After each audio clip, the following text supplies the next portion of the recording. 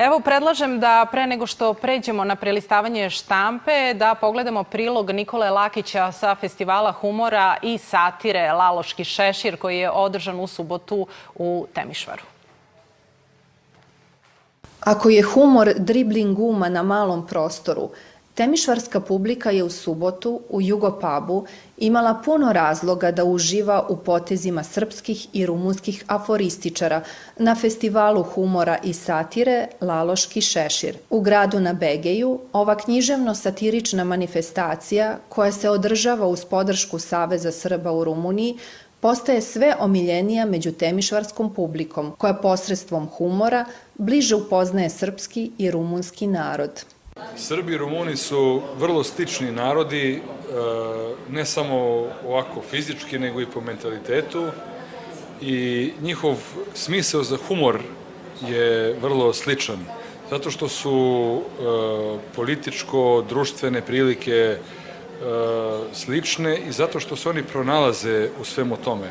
Srpski i rumunski aforističari su se predstavili u 2 kruga čitanja aforizama, što je bio moment da se temišvarska publika upozna sa suptilnošću i žestinom ove književne forme, koja nemilosrdno preispituje društvenu stvarnost i razobličava društvene nedostatke. Govorilo se jezgrovito, sažeto, sa kritičkom žakom, bez ograničenja. Aforističari su dijagnostifikovali, humor je lečio. Nisu izostajali ni duhoviti muzički stihovi koji su se nemilosrdno obračunavali sa nezdravim društvenim pojavama. Kao i u svim ostalim zemljama, u Srbiji postoji podela na humor i satiru.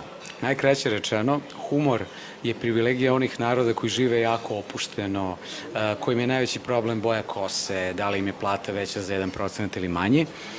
Što se tiče Srba, nas i svih nas na Balkanu, mi nemamo tu privilegiju da se šalimo na taj način i iz tog razloga smo mi razvijeli jednu vrstu odbrbenog mehanizma koji se zove satira. Subotnje veče u Temišvaru uspelo je da ponudi mogućnost povratka čoveka samom sebi, jer smeh čisti organizam od pakosti, zavisti i egoizma. I smeh je zdrav, je li tako?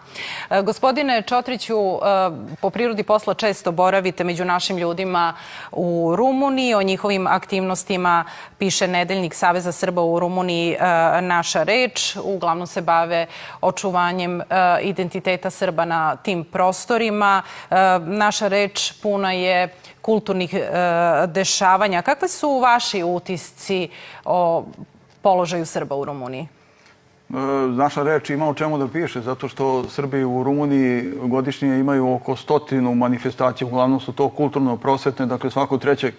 dana nešto se značajno dešava na teritoriji cele Rumunije gde žive naši sunarodnici, a naša reč sve to uredno beleži i dobro je da postoji jedan takav nedeljnik na čijem čelu je Ljubinka Perinac Stankov, koja ne samo što je novinarka, već i vrsna poetesa.